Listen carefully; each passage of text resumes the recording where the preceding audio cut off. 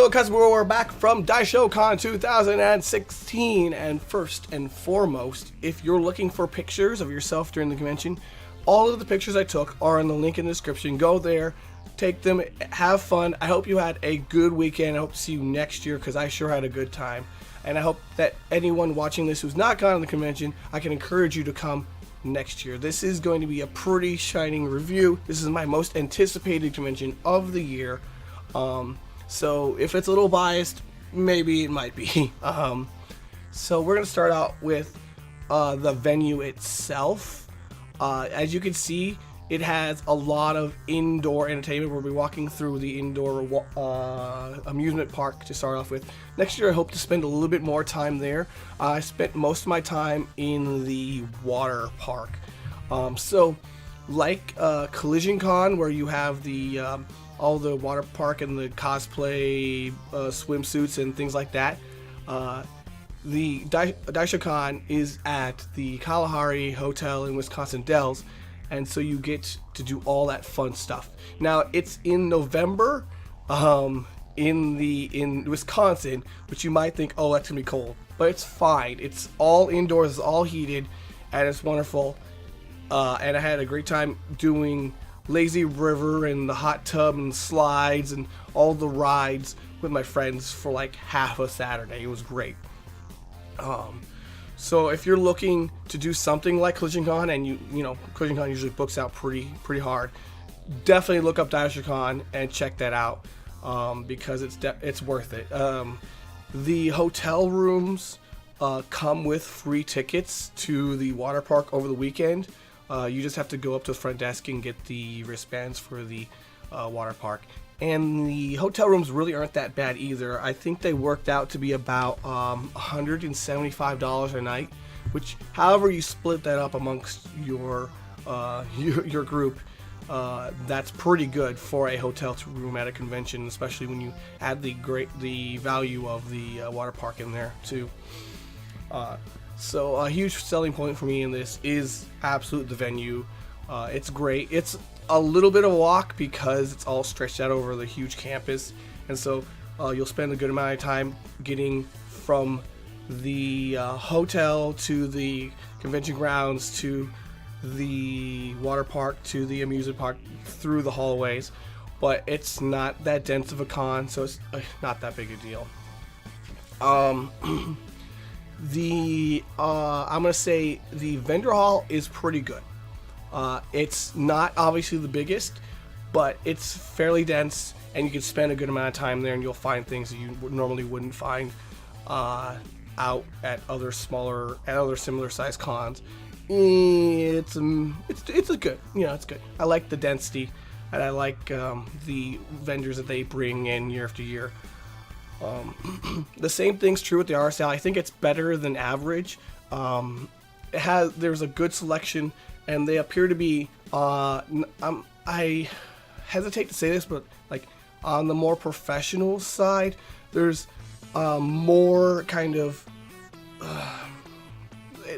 they edge on the mass-produced things like the posters and things like that, but they're higher quality. So I'm like, are they exhibit hall quality? Are they not? It's kind of this weird thing where you don't see the people who made 50 things out of clay or the iron bead things. You see more of the charms and the poster prints and the t-shirts that are kind of made by third parties but are still artist alley related, if that makes sense to you.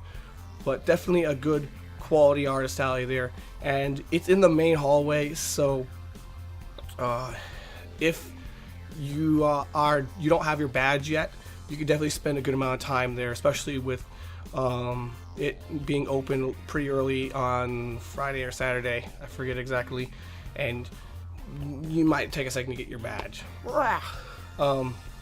The game room is a bit lacking. I'm not sure this is a big gamer convention. I've never seen any of the tournaments really fill a room. It occupies about the same amount of space as the exhibit space, but it's, as far as I've ever seen, it's usually kind of half empty. They do have all of the Dance Dance Revolution stuff, and they do have computers up for your League of Legends, but it's kind of not really the happening spot here. I guess I don't see a lot of people coming for the gaming scene like in, say, Yumicon or Otakon, which have extremely high quality gaming setups. The tabletop is fine. They have another group. I don't know their name. Usually I Play Games usually provide the board games and things like that. I forget which group is providing the board games here. But it's a fine selection and there's plenty of space. I wish I knew more about the Yu-Gi-Oh! And the Magic tournament scene, if there is one available there. But there is a good amount of space for people who want to do the board game scenario. The convention is definitely lacking in panel space, so if you're looking to see some AMVs or some movies or see a whole ton of panels, there are not going to be that many options just because there's not a lot of panel rooms available, and so there won't be a whole lot of that programming there. And during the Masquerade, the only thing that's going on programming wise is the Masquerade. They kind of have the panels closed down. I think they might be pulling all the staff to help organize that. I'm not sure what the reasoning is there. But the Masquerade is great. I wanted to enter it this year, but due to scheduling and being so busy, I didn't have something I was really happy bringing to the table here. But my wife entered, and she got herself a nice Judge's Choice Award, which I'm extremely proud of her of. And I'm really happy she went in there on her own and got herself a nice award. And I cheered her on from the seats. It was really exciting, so that made her weekend and my weekend. Ooh, oh well, a little bit of bias there, sorry. But the Masquerade is definitely bolstered by the volume or sheer variety of cosplay. One of the things that definitely draws me to this convention is where at other events you'll find that cosplayers run, 40, 50% of the population.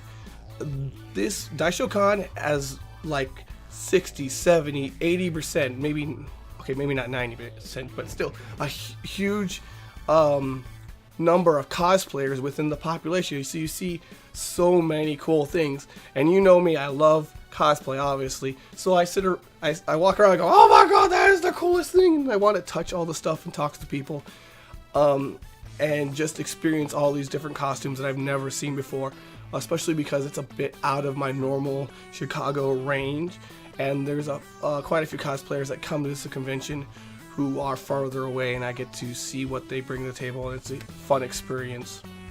I like to see fresh cosplayers, if that makes sense. When I go to so many events, I kind of see stuff over and over again. But at Daishocon, there's just so much of it, and I can't help but want to be in costume all the time. It's a great event. The selling points, I think, if you're going to a convention here, would be: 1, the venue's amazing, water park, good pictures, good fun times.